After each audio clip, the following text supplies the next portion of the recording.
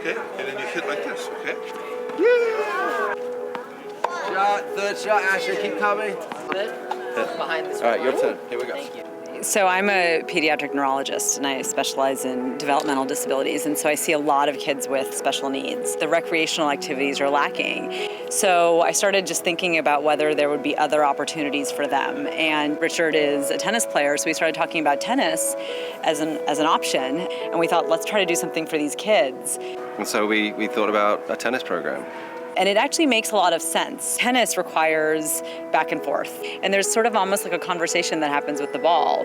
And that social interaction is what kids with autism really struggle with. And so, if you can use tennis as a vehicle for getting some interaction skills developed, it's extremely powerful. I mean, it's just incredible. How it's helping with their fine motor skills and how it's helping their self-confidence and improving their quality of life. So you can really cater to the needs of each child, which is really critical. And it's really reinforced what we're trying to sort of do in research as a whole in autism, which is really personalize our diagnosis and care of these kids. First, they're not socialized, and then they go from an individual standpoint, then they want to be part of the group, and now they're able to get in a line and they're able to follow instructions, and you see that growth. It's just so wonderful to see. My son certainly enjoys being able to have someone who can really help him hit the ball.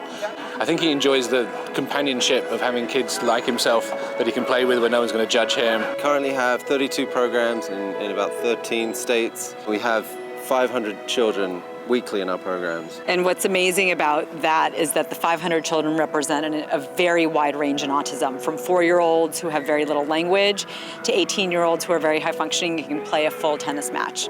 Asher, he's 12 and he's been in the program for a couple of years now. What ACEing's done for him is it's given him a lot of confidence. The characteristics of autism, they get fixated in one area, so we're so happy to see him get fixated in tennis. I love that the volunteers come and really take the time with the kids and really help them and not judge them and help them bring out the skills that they have.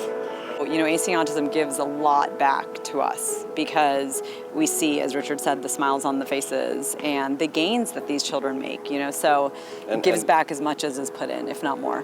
1, 2, 3.